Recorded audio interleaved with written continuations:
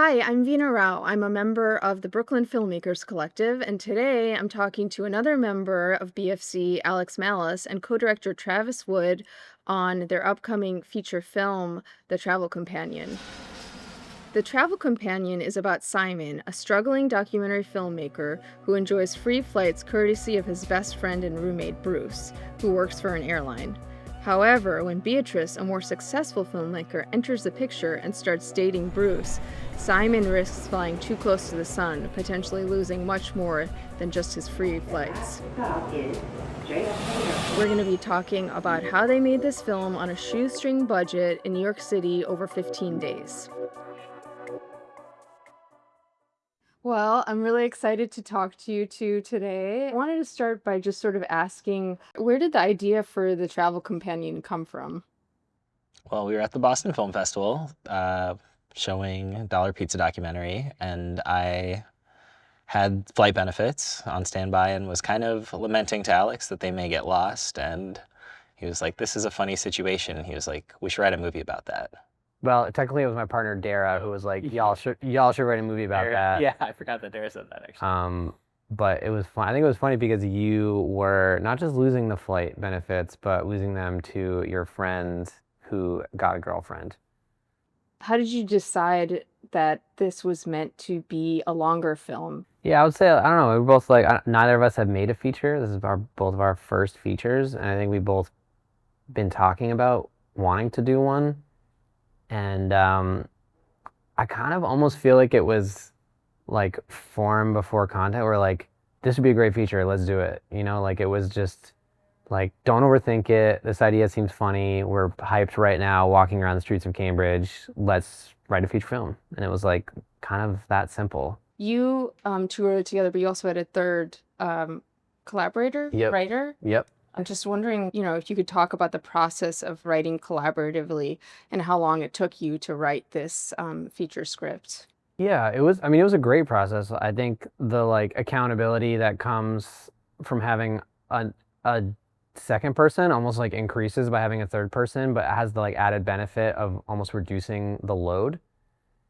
I think sometimes like when I think about features or I think about stories, I feel like I have to have the whole thing mapped out, and being able to just like spitball with friends, we're all friends, and then be like, all right, well, you like write that scene you were just talking about and then come back in a week and have that scene to present. It felt like really achievable rather than like, oh, have like the first draft of the entire script. It's like, no, just a scene. And then we would like share scenes, and that would like snowball and through additional spitballing and outlining. And it was just like, I feel like we kind of either intentionally or unintentionally kind of like kept the stakes low at every stage, and having three people made low stakes deliverables actually snowball into something bigger kind of quickly and organically. We all just kind of started spitballing like funny stories that had happened to us, and we were just like, oh, this happened to me once, this happened to me once, this is a weird job I used to have, and like we just like filled in like the background of the character just like based on these like kind of personal stories or like little scenes that we had.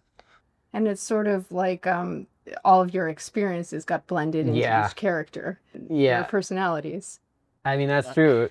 Like, more than you could know. I mean, like, Simon's job in the film is to film taxi tops. So when brands want their ads on taxis, they hire, like, an intermediary company to, like, actually facilitate them. And then that company would have some stooge whose job is to just, like, document them. And that's what, in the movie. And that was my first job in the city. My first video job in the city was literally walking around New York with a little handy cam for like whatever brand, Dove or something, that had hired the company, and like get people reacting to it and then make like a little music video supercut. And it was like a really demeaning job, but it was great fodder for the character. So I was like, oh, this is what he does for work. And it's like, I was like a hungry filmmaker at that point. Embarking on co-directing, like what were some of the advantages of doing that together? I think to start, it's like you really have to be like locked in creatively, like, and just trust the other person's like taste. Yeah. And so with the Travel Companion specifically, I felt like I was like, this would feel almost impossible without two people answering questions at once. Like, I feel like there would be times where it's like, okay, you're talking to the actor, I'll talk to the production designer, you talk to the DP, I'll talk to like like I felt like we really were able to just get it done twice as fast. Like it wasn't two people answering every question. I feel like if you're directing solo, it ends and you immediately like walk up and you immediately say what you have to say, but you don't have a chance to like bounce the idea off somebody. And there'd be times where we would like, that little conference that we would have after a take would actually, like my gut reaction would be like maybe modified slightly or just like expanded slightly by what Travis had to say, and it would make for like a better directing note in the end. Yeah, I don't know, we like vibed pretty well, like extremely well, I would say, considering we were like under the gun constantly, running out of time constantly. I think So smooth. like there were times where we would like maybe disagree or not be on the same page, but I think like our unspoken rule was that if one person felt passionately and the other person felt like neutral, Yeah. you just go with the passionate one. And that was like a really nice give and take. And because there's like trust and we had collaborated in the past and like I trusted his vision, those kinds of negotiations felt really easy. I feel like in a moment you might question yourself even and be like, do we need another take? Like it's very affirming to just be like, lock eyes and be like, oh, that next thing. Yeah. Wondering what sort of artistic influences or influences you had in general for the film. I think I just discovered Hung Sang-soo, and so I was like, oh, movies like a feature feels really accessible. Travis was like, go watch this film, which is The day he arrived. The day he arrived. This movie was a low budget movie with like minimal plot and improvisational, minimal lighting, just like minimal. Whether or not our film is exactly like formally the same, that like mindset, The ethos was the there. ethos was like exactly what we wanted. And anytime there was a decision, it was always good to like reflect back on that original intention and be like, is this the ethos? I feel like every week if I saw a movie, I would typically come back with like, I was just a big like report of here's what I watched this week and here's why we need to kind of, take this one shot from this new movie that was like really cool. We had 15 days with our whole cast and crew, and that limited us quite a bit as to what we were able to accomplish. It was a lot of reacting to how much time, what was the actual space we had access to, what does the apartment we have access to look like? I mean, I think in that sense, it probably came in handy having also a documentary background where you could, you think about what's available to you and how to make the best of the scene. Yeah, I mean, I honestly think there were some days with our DP where we were shot listing where he's like really works at narrative and traditional kind of commercial setups where you really plan. And there's a couple things we're like, okay, so we'll just kind of like get in there and we'll just cover that one. And he's like, what do you mean? We're like, you just kind of, you maybe pop over here, pop over there, and we'll just kind of cover it. And he's like, we need to line this out. I think for me, it's like I'm so in the documentary zone, the documentary lane, where you do not get any amount of control other than like, can you just walk through that doorway again? But here to just be like so meticulous, it was like a new life. It felt like I was. Yeah, I think we like first couple shoot days had a couple like sporadic doc-ish ideas and then realized like, oh, you cannot kind of really do this on the fly. Like there's outfit changes. There's like, it takes a lot longer to like move and set up a camera. So I feel like we were like, what if? And then we would very quickly be like, what if we stick to the plan? Yeah, I mean, just some logistics. Like how big was your crew and how many days did you shoot and how many scenes per day? 15 people? Yeah, I think like 15-ish people, 15 plus or minus ish days. 15 people, 15 days. Scenes per day. It depended. Usually it was like 1 to 2 locations per day. A chunk of interiors at the apartment, which is a lot of the scenes take place there. That was, I think, 3 consecutive days. Yeah, a lot of milked locations. Like I think every location we got like absolute max screen time out of. What was your approach to working with the actors? I mean, did you have time for rehearsals or how did you kind of get the most out of your limited time? I mean, Travis's mantra, which I think is correct, is it's the casting. Like so much is in the casting. Knowing we wouldn't have budget or time for rehearsals, we just felt, we were able to we did like read-throughs, but we didn't get to like really get into a scene. And so it was really just like trusting them. I think it kept it like sporadic too. Like I think especially the 2 leads, like just have like different backgrounds and experiences, and I feel like they really like played off each other to make like a very natural feeling where it's like they truly kept each other on their toes. They did. So I wanted to move into financing because I think that's also something people would be really interested in. I think budget aside, just in the writing process, we really were trying to think like, what spaces do we have access to? Like, I don't think we wrote anything that was like too felt out of reach. So we were thinking like parks, stoops, apartments, movie theaters, like Things we had. lots of things that we could call in. How did you finance it? Yeah. Yeah, I have a buddy that works at Indeed as part of the Rising Voices program, and we sent him the script like early. I think he was like one of the first people we kind of sent out with like the, oh, do you want to like get involved in some way? And he was just like, I have an idea, I'll invest. And we were like, oh, you can, people can just, that can be a thing. Like we can just kind of start pitching people. So we just made, you know, like a pitch deck, and I think just started like asking every lead possible to just be like, hey, do you know anyone who might want to be a film investor? Maybe like a third or a half was like family, or like people who were like friends of family, and then another third was friends. Like friends of friends, like Friends of friends. I think a lot. Yeah. Yeah. No one was like, I don't think we had anyone who was just like that we were fully cold email to. Is that true? Well, Gil's. Oh, Gil. Yeah, like good old Gil. I met someone at Tribeca, or no, like an old friend that also did that program. I was like, we're looking for investors, and he was like, I think I know a guy. Like, let me start an email chain. So there's just like an independent film lover / financier who was down to give a very small amount to us to be a part of it, and that like emboldened us quite a bit to reach out to more people and try and put this together. And we did get a couple of grants, one from the Princess Grace Foundation, which was incredibly affirming, just to have like an institution be like, this is good enough that we want to give you money. That was like incredible. That was kind of like right in the middle of the process.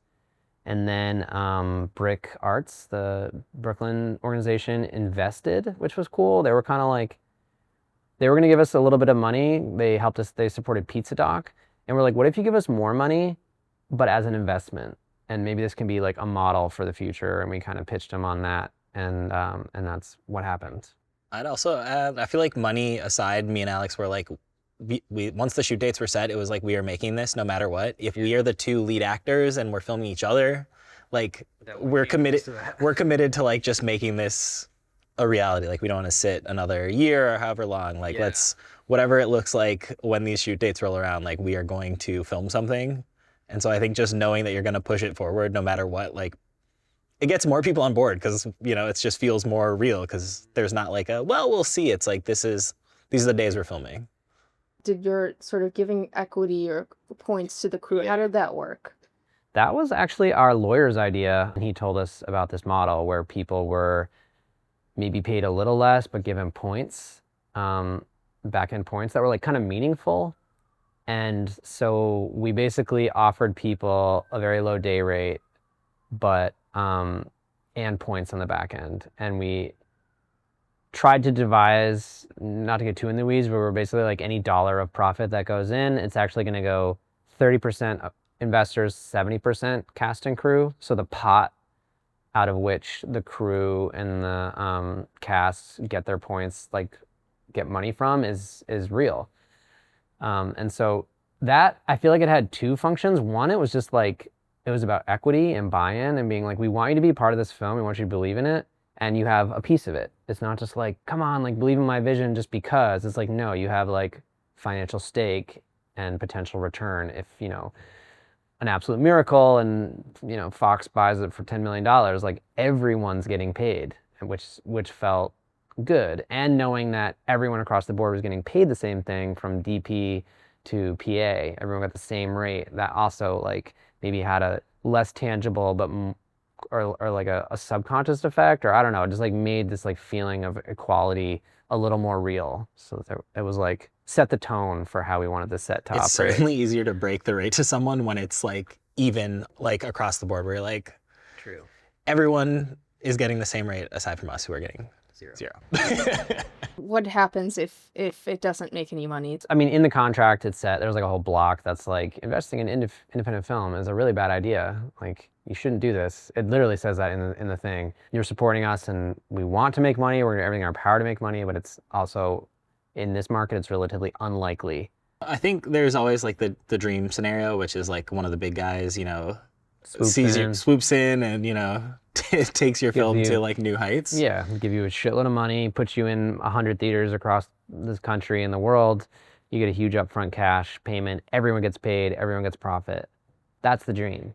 But everyone you talk to has a different story. We're talking to a lot of filmmakers right now about just like what they did, like, whether they went to Sundance or Tribeca and like where their film is at. And I think we're currently just gathering like lots of info. Yeah. And the unfortunate info across the board is like even if you have a kind of a glossy name, the money does not really come close to the production budgets for the most part. So yeah, I guess, and so to like go back to your question too, like I guess knowing that our goal is it's like we want to get this thing out there. We want a lot of people to see it. We want to have a lot of fun. We want to make as much money as is possible, and so gathering as much intel as possible to be able to make informed decisions, whatever options might present themselves. Did you have to raise additional funding for post as well?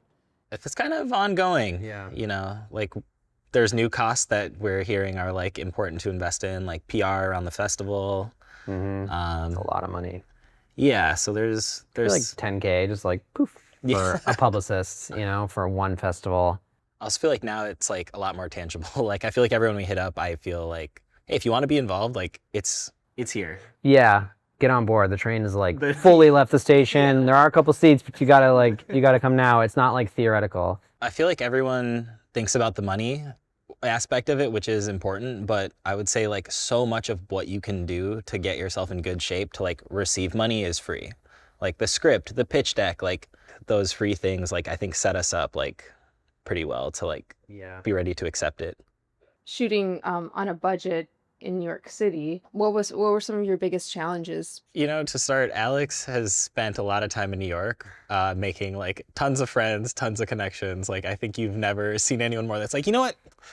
Let me call my private jet guy. Like you'd be shocked at the amount of times that he could, pull up his phone and be like, oh, let me hit up my picture car guy. And you're like, when did you make all these friends? It's true. Like we have a picture car, at least once. There's a yellow cab in the film, and it's like one of my good friends has a picture car company, which is kind of random because I know him through music, but it was like, yeah, call him up. And then I don't know, I think we got a permit for the park. We shot in the New York City park, and that was actually relatively inexpensive.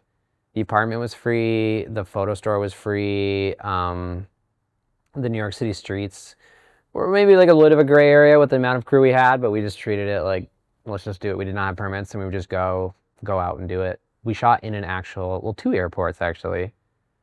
JFK was one airport we shot in, and for that one, it was funny. I was like asking around, like that DP thread, Cine 911, and people were like, "Don't do it. You're gonna like end up in a fucking federal prison, like naked and alone." I'm like, "What?" And so I went in and just went through security, bought a one-way ticket, and then set up the camera and became more and more bold. By the end of the shoot, I was running through the terminal at full speed on a gimbal. No one batted an eye. So that was like free. So you brought your actors? One actor, just me and him. It didn't need audio. It was just me and him, a C-70, and a gimbal, and we were just sprinting through JFK. We filmed at the Westchester Airport, which requires more permits and paperwork and stuff. And that was challenging, but the main lesson too is like, do not be shy to ask for a deal.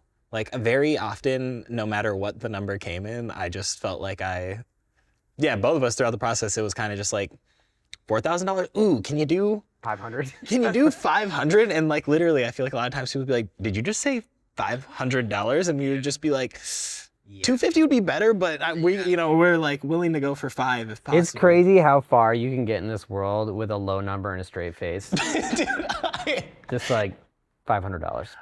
And they're waiting for you to do what is expected to be like, I'm so sorry, man. But if you just like hit them, they don't know what to do and they take the deal. I remember we were at one theater and this woman was so nice and like she's showing us around and she's like, we love independent film, like we definitely want to make something work. And at the end of this tour we were like, so budget is a concern here, obviously. But, oh my God, I forgot. We would love to come in and for $250. And she was like, $2,500, and literally I felt like I had to just, with the straightest face possible, be like, just drop 1 0. He literally said, just drop 1 0 with a straight face.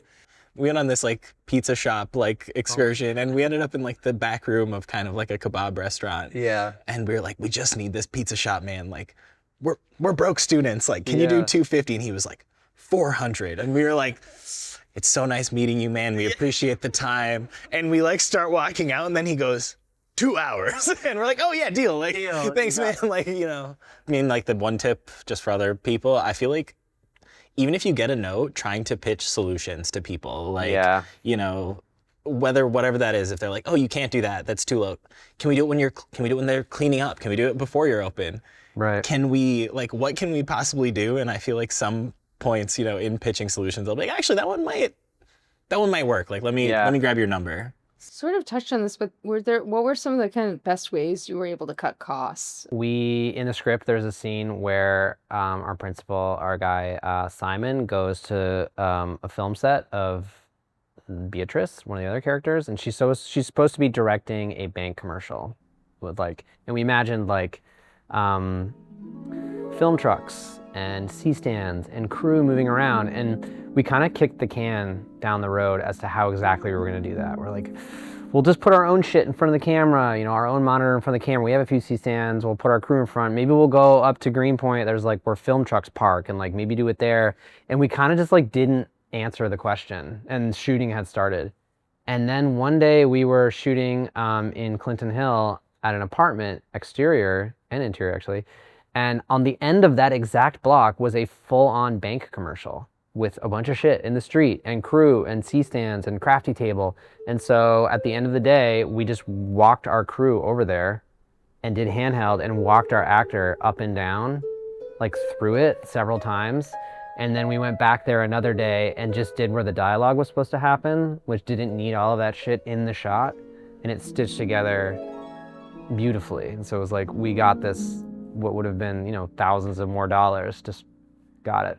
What are some of the lessons you're going to take from this film, or what are the things that you learned that you're like, oh, I'm definitely going to do that or not do that next time? My lesson would be like, maybe get a few more close-ups, even if you don't think you need them. Oh, okay, so get more close-ups if you think you need them, and make sure you get takes where your actors don't do anything. Make sure you get a take where they just sit there, or whatever happens, they're just like neutral faced. It's kind of amazing how much the context of the film can be projected onto a neutral face and give it so much meaning. And if they try to like emote then it kind of like, it's too much. So any last thoughts, any advice for filmmakers who are like inspired by this and they're like, I also want to just set out and make a feature, and I'm going to do this, you know? I mean, like, you know, any closing bits of advice? I admire filmmakers a lot who are able to go through the like full development process of getting like so-called industry money, you know, 6-7 figure amounts. I really admire that, and maybe one day we'll do that. But this one was like, it was almost more important to us to make the film than it was to what the film was about. Not that obviously we care what it was about a lot, but like we just wanted to make it. It was so important to us to make this and not let anything stop us. Like nothing would stop us. Money, weather, crew, gear, like nothing would stop us. And so it was always about navigating that and sort of reevaluating where we fell depending on what we had at each step of the process. I mean, it's pretty meta too. The main character too, he's just making this film no matter what too. So. Yeah, exactly. He's kind of like in some ways the opposite of us, where he's like, he ties so much of his ability to make this film onto these free flights, and he feels like he can't make his film without these things, and that's like his block. The last tip is always try and like help other people as much as you can. Like I think when we were calling in favors, it was like I didn't feel that bad, or like I felt like I'm like, yeah, you're my homie. I'd help you out just the same. So I feel like as much as, you know, free time allows, like just being involved and around and just doing fun things and trying to be helpful, it makes it easier to call those things in when the time comes. Yeah. Sounds like one big tip is just don't be afraid to ask. Yeah, a lot of asking, and honestly, you know, Alex is the king of follow-up. I thought I was good at follow-up, but I learned, I knew nothing about it. Alex would sometimes, I think, get 6, 7, 8, 9, 10 emails deep with Just no me, reply. boom, boom. Just following up. So maybe the tip is, learn this phrase, following up warmly. Insert Yeah, name. warmly.